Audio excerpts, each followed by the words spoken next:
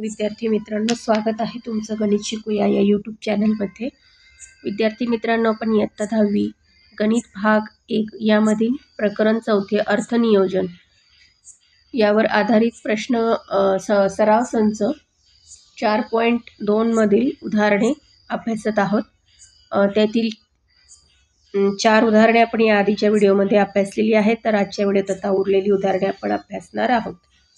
चला तर मग आता आजच्या व्हिडिओला आपण सुरुवात करूया। प्रश्न क्रमांक 5 बघा काय आहे। मे ब्युटी प्रोडक्ट्सने 6,000 रुपयांवरती 18% दराने GST देऊन सौंदर्य प्रसाधनांची खरेदी केली आणि एकाच ग्राहकास ती सर्व 10,000 रुपयांना विकली, तर या व्यवहारासाठीचे मेसर्स ब्युटी प्रोडक्ट्सने तयार केलेल्या करविजकात केंद्राची व राज्याची CGST व HGST देय असणारी वस्तू व सेवा कराची रक्कम किती दाखवली असेल ते काढा। आता इथे खरेदी किंमत त्यांनी किती सांगितली आपल्याला, 6,000 रुपयांची त्यांनी वस्तू खरेदी केलेल्या आहेत। त्याच्यावरती GST त्यांनी 18% दिलेला आहे। GST मध्ये दोन्ही आहेत, CGST आणि HGST 18%। GST 18% आहे। तर मग आता इथे आपल्याला काय करायचं आहे की इनपुट टॅक्स काढायचा आहे। मग आता 6,000 वरती 18% म्हणजे 6,000 गुणिले 18/100 हे सोडवल्यावरती आपल्याला किती मिळतात, 1,080 रुपये इनपुट टॅक्स मिळाला। मग आता विक्री किंमत किती आहे, त्यांनी ही 6,000ची वस्तू कितीला विकल्या, 10,000ला विकल्या, त्याच्यावरती पण टॅक्स किती आहे, 18%। मग आपल्याला काय करायचं आहे, 10,000 गुणिले 18/100 करून पुढे हे सोडवल्यावरती आपल्याला 1,800 रुपये इनपुट टॅक्स मिळतोय, आउटपुट टॅक्स मिळतोय। मग आता आपल्याला देय GST काढायचं आहे म्हटल्यावरती सूत्र माहिती आपल्याला, आउटपुट टॅक्स वजा इनपुट टॅक्स। मग 1,800 वजा 1,080 बरोबर 720 रुपये। आता GST जर 720 रुपये आहे तर CGST काढण्यासाठी आपल्याला काय करावं लागणार आहे, GST/2। मग 720/2 बरोबर 360 रुपये।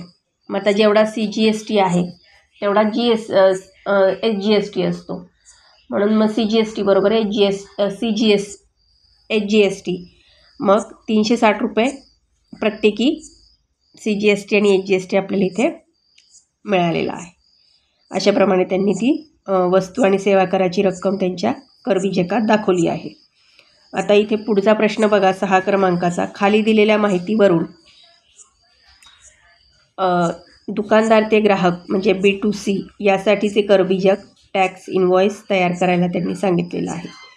आता टॅक्स इनव्हॉइस म्हणजेच काय करायचं आहे, बिल तयार करायचं आहे। मग आता त्यांनी काय सांगितले आपल्याला, नाव, पत्ता, तारीख इत्यादी तुमच्या पसंतीनुसार घ्या।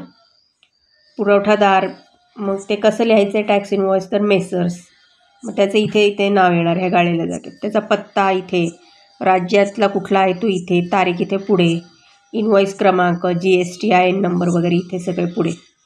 आता वस्तूंचा तपशील, मोबाईलच्या बॅटरीचा दर इथं 200 रुपये त्यांनी दिलं, 1 नग आहे, GSTचा दर 12% आहे, HSN कोड 8507, हेडफोनचा दर 750 रुपये 1 नग, GSTचा दर 18% आहे, HSN 8518 असा त्यांनी दाखवलं आहे आपल्याला। बरं, आपण आता हे करविजक याप्रमाणे तयार केलेलं आहे, तर तुम्ही हे बघून घ्या। याप्रमाणे करविजक तुम्हाला तयार करायचं, तुमच्या पुस्तकात एक आहे त्याचप्रमाणे इथे केलेलं आहे, फक्त तुम्हाला करायला सांगितलं। हे बघा इथे इथपर्यंत हे आहे। अशा प्रकारे आपला प्रश्न क्रमांक 6 झाला। आता प्रश्न क्रमांक 7 बघा काय आहे। खाली दिलेल्या माहितीवरून एका व्यापाराचे दुसऱ्या व्यापारासाठीचे B2B टॅक्स इनव्हॉइस तयार करा। नाव, पत्ता, तारीख इत्यादी तुमच्या पसंतीनुसार घ्या। म्हणजे आता आधीचं काय केलेलं आहे, एका ग्राहकाने दुकानदाराकडनं खरेदी केलेलं आहे, आता एका व्यापाऱ्याने दुसऱ्या व्यापाऱ्याला दिलेलं आहे, ते तयार करायचं आहे आपल्याला।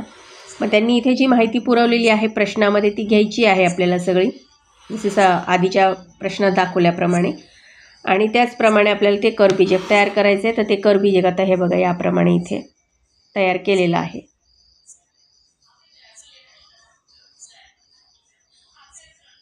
इथे याप्रमाणे इथे ते करविजक आपण तयार केलेलं आहे। तर आजच्या व्हिडिओमध्ये आता आपण इथेच थांबूयात. सराव संच 4.2 मधील आपली सगळी उदाहरणे सोडवून पूर्ण झालेली आहे.